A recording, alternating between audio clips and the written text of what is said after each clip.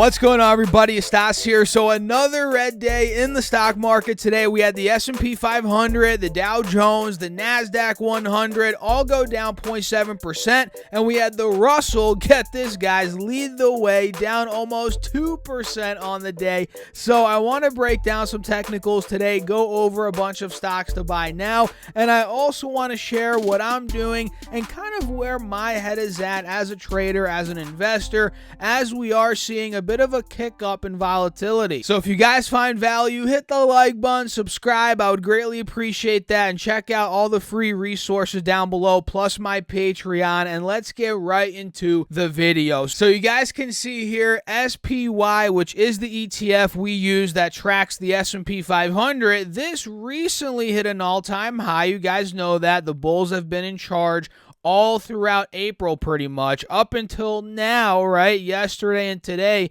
we finally got some selling in the market. You can see yesterday, SPY went from 417 to about 414. We rallied up into the pre-market session. Today, actually, we were up in the aftermarket session yesterday, and when pre-market opened for today, the SPY ETF, the markets didn't do so well. SPY went from 416 to 413, popped up to about 414.70 at market open, followed by a massive drop to about 410, 411, where it did end up bottoming out, at least for today, right? And we'll see if this is the bottom. As of now, there's no signs of that. We're still in a downtrend the past 2 days. And what I'm looking at here on the 4-hour chart very quickly, guys, here on SPY, well, let's pull up the hourly chart. You'll see it better there. We can see at this point, 411, we're holding it, like I said. And that is a point of support from the 14th of this month of April. And I think as long as we're above this point, there's potential for some sort of relief rally, maybe back up, I'd say to 415, maybe right around this 180, or rather the 50 moving average on the hourly chart. But the second, I'm talking the second we break under 411, watch out for a gap to 407, which is about 1% lower from where we are now. And 407 was a point of resistance back in the beginning of this month of April in 2021. So in the very short term, yeah, I think this little sell-off we are seeing could persist. So watch out for 407 on SPY. And QQQ, let's pull that up. We can see this ended up going down, like I said, 0.7%, and we broke a pretty key spot on today's, or rather in today's session, and that was at 336. You guys can see 336 was a support back on the 14th of this month. We also held it yesterday on the 19th. So today, the fact that we broke under it, we got to 334, and we did close above it. I guess that is a decent sign. You can see here on the intraday chart the crazy volatility on QQQ today. We did close above 336, but now after hours, we're actually right back under it again. We're trading at 335 after hours. So I think in the short term, QQQ could end up seeing some more downside. My first target is 332. That was support back on the 9th of this month. And if 332 were to break, 329 is where we could be going. That was support on the 7th of this month of April. So overall, we're selling off. And let's be honest, this was much needed. The markets were getting too hot, too fast. And like I say, healthy pullbacks are great for the markets. And that's exactly what we're seeing here. And gold actually broke even. It actually pinched out a little green day. And same with silver and VIX. The VIX was up 8%.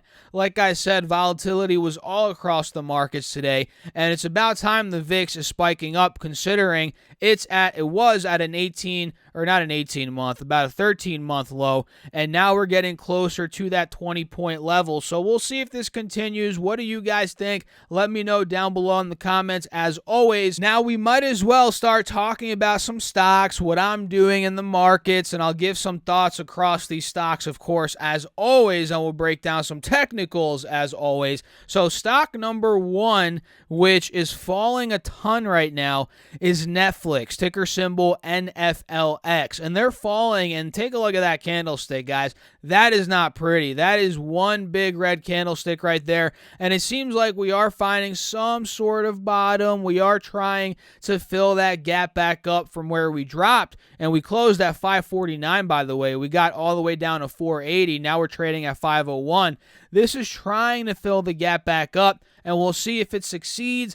And based on their earnings, it makes sense as to why the stock is falling. They did EPS of 375 versus 296 estimated, which is great. That beat. Revenue came in at 7.16 billion versus 7.13 billion. That also beat, not by a wide margin, but still it did end up beating. And where they're not doing so well, and why we are seeing this sell-off right now, is because Q1 paid net subscriber additions came in at about 4 million. So in Q1, they added 4 million net subscriber additions, and that is much lower than what was estimated. And the crazy thing is, the company thought, Netflix, the company thought they were going to do 6 million. So they did 4 million, 2 million under that 6 million, and analysts thought they were going to do 6.3 million. So they came in a lot softer when it comes to that, net subscriber additions number, and that is not too great. And overall, they have about 207.6 million global streaming paid subscribers right now, or memberships, whatever you want to call it. And I believe I was reading in the next quarter, they're going to be around the same number. So not much growth there quarter over quarter. Yeah, Netflix sees Q2 global paid memberships at 208.6 million versus 207.6 million here in Q1. So only about a 1 million percent, or not 1 million percent, a 1 million growth number there quarter over quarter, which is not so great. So Netflix is dropping on this news. And one good thing I guess you can say is they did announce a $5 billion share buyback, which is decent news. And if you guys don't know how that affects the stock's price, think about it this way, right? There's a certain amount of shares out there outstanding, and when a company does a share buyback, they're buying back their own shares, taking off shares from the market, or the outstanding shares, they're decreasing, right? So it makes the shares that are already out there that people own, it makes them more valuable because the supply of the shares is going down because they're buying back their own shares, if that makes any sense, right? So that is a good sign, I guess, for existing shareholders. And I don't own Netflix. I don't own it in either of my long-term accounts or my swing account. I just don't own it. And I might consider it now that it's down a good chunk. We'll see. It's currently down $50 per share. So what do you think about Netflix, guys? I mean, Disney's coming in hot. We know HBO Max is coming for their dinner, right? Amazon Prime Video is coming for their lunch as well. So Netflix has some serious competition right now, and I'm invested. Out of all those, I used to own AT&T, which owns HBO Max. I sold out of that position, but I own Disney, and I'm surprised Disney's not moving up a little bit on this Netflix beat, or miss rather. And then again, that could signal that Disney might miss when it comes to Disney Plus numbers. We'll see what that looks like in the next couple of weeks here. So overall, I'm watching Netflix. I think there could be, this might be a little bit of an overreaction. We'll see overall if the uptrend here holds, which as of now, if I redraw this, you guys can see the uptrend looks like it's holding. 500 looks like it's holding, so maybe we fill the gap close to about 550 over the next couple of weeks as people digest these earnings. Maybe the dip is bought. Maybe people end up buying up this dip, and we'll see. That is ticker symbol NFLX.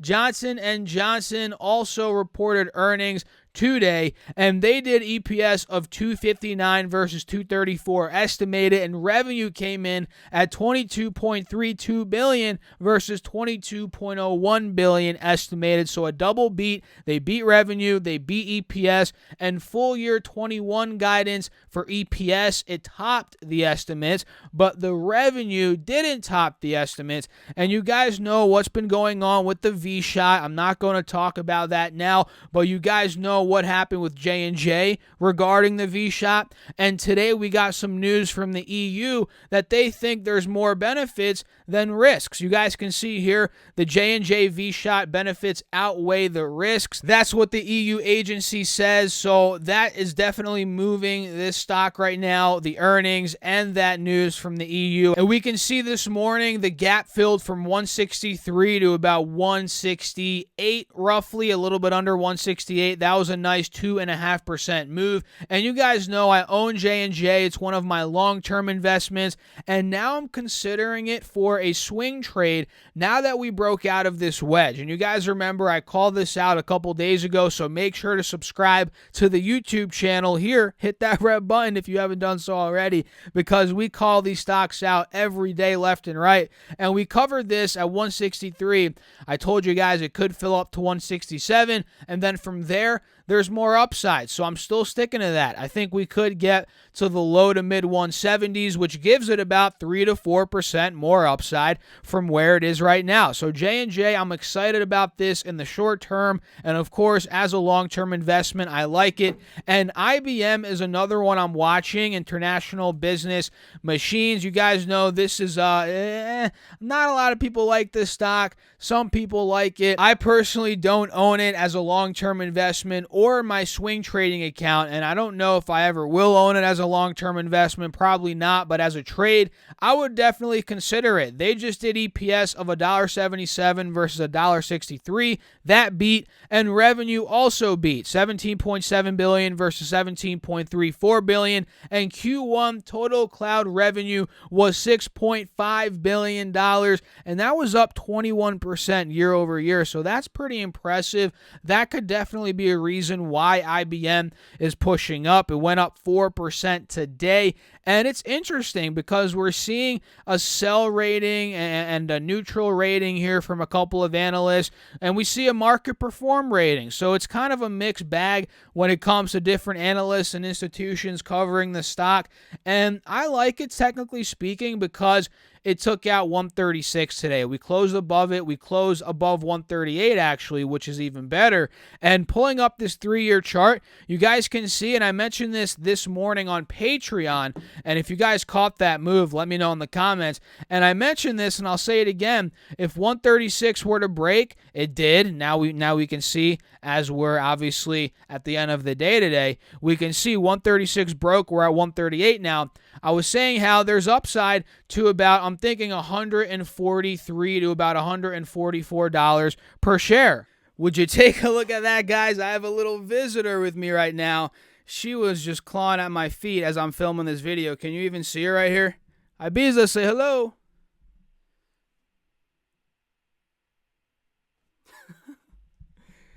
So yeah, guys, we're going to continue filming this video as I am holding the little doggy here. So IBM, like I said, $138. I can see this being a breakout sign. Maybe we end up filling up to about $144, $145.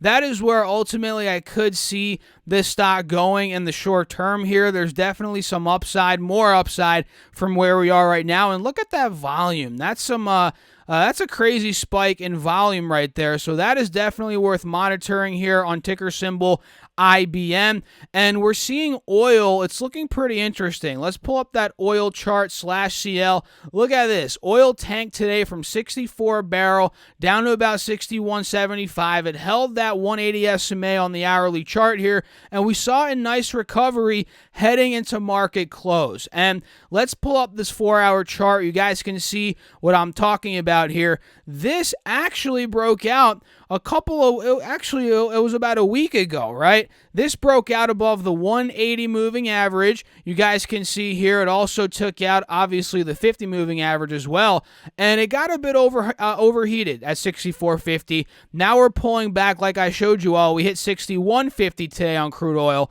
and we're holding that moving average, both of the moving averages. So this is a dip that crude oil needed. It's still in a breakout territory, a breakout spot, and the stock I'm watching right now that I already own, I've been buying since the low 40s, is ExxonMobil. And you can see it's in a wedge, it's holding higher lows, but it's also making lower highs. So we have to monitor about $54, $55 here on XOM. If that's able to hold, maybe we see some sort of breakout from there, and we start heading back to the higher 50s, $57, $50, $58. That's kind of what I'm thinking here for XOM.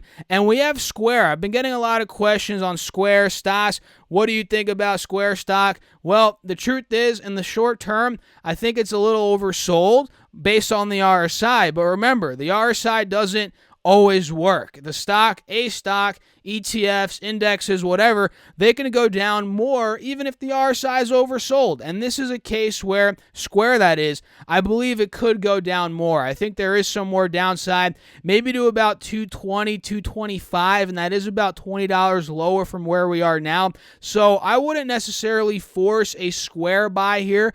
I love the company. I love the stock. Don't get me wrong. But I wouldn't force it here. You know, I think it could go down another $10. And let's say it did go to 235, 240 even. Maybe not 240, but let's say 237. That is where I'd consider grabbing a little bit, nibbling a little bit, and especially at 220, 200s, even low 200s, I'd definitely pick up Square. And just in general, as it gets closer and closer to this uptrend trend line that I have drawn on the 4-hour, and mind you, understand this, guys, Square does report earnings on the 6th of this month, and yeah, I'm going to be watching that for sure. And look how good she is, guys. Look how good my dog is. Seriously, she just sits there. She's doing nothing. I'm just holding her, filming this video. This is hilarious. Look at this. Hey, say something. Oh my God. She's great, guys. She's great. So we're going to keep doing this. So that is SQ. I like SQ. Starbucks is another one, which I don't like tooting my own horn. You guys know this. Sometimes I do, you know, rightfully so. It is my channel, whatever. If you guys don't like that, let me know in the comments. But Starbucks is a stock I called out and started buying in the 70s, way back a couple months ago, way more than a couple months ago, honestly. It must have been closer to a year ago at this point, and we were calling this out in the pits of the crisis. You guys remember March, April, May of last year, things were not great, stocks were not doing great, and I saw Starbucks as a great reopening play. And you can see a year ago where this stock was. It was at $70 a share. That's where I was buying it. 70, 75, a little bit at $80. You know, I was averaging up. I haven't bought recently, but at this point in time, I think Starbucks, especially if you got in the 80s, 70s, 90s even, that this stock is a hold, in my personal opinion. And if we're looking at it here and you're not in, and again, I'm not a financial advisor and I'm not telling you what to do, I wouldn't necessarily force it at these prices as a long-term investment. I would honestly say wait for a substantial pullback before getting in. But then again, I'm not a financial advisor, but as a swing trade, I would consider Starbucks as a play in the 110, 112, maybe 113 area. Heck, maybe even here at 116, guys. Maybe this could be a dip buy. This could end up ripping back up and taking the highs out of 118.98 and going to $120. That's definitely possible, right? That means there could be about, 4 or 5% upside from where we are here. And earnings are coming up on Starbucks on the 27th. So 1 week away, we are going to get those numbers. And this stock is definitely going to be moving. And we'll see if we're able to get, if the market gives us some sort of opportunity that we can strike at. So I like Starbucks heading into earnings, eBay is another one I'm watching. I believe they report earnings next week as well. They report, let's take a look here, on the 28th. So 8 days from now, that is what? On next Wednesday. So eBay is currently down $5 from this high on the 4-hour chart. It's down about 6-7%. You guys can see it's currently holding a higher low right above the 180 moving average here on the 4-hour chart. That is a very good sign. And if we pull up this hourly chart, take a look at this, right? You can see the same thing. We're fighting to hold the uptrend here. And if we pull up the intraday chart, you can see this kind of looks like a bottom, and we're not for sure that it is the bottom. We have to see a breakout of some sorts to confirm that it's the bottom. We're not there yet, but the fact that we didn't break under 60, 61 today, that is a good sign in the short term. So I'm watching eBay here as a play from $60, $62, maybe back up to those highs at about $65, $66 here on the 4-hour chart. And the last stock for today is CL, also known as Colgate-Palmolive, and this is one we called out a couple weeks ago, right? We looked at the inverse head and shoulder. We have the left shoulder here. We have the head right here, followed by the right shoulder right here, and we finally, officially broke out of $81 today. Well, we're still at $81.30, but 81 flat is what we broke out of. That was resistance yesterday. Also back in the middle of October, that was resistance. And in, what was this, the end of January. So the fact that 81 bucks broke, the inverse head and shoulder looks like it's playing out.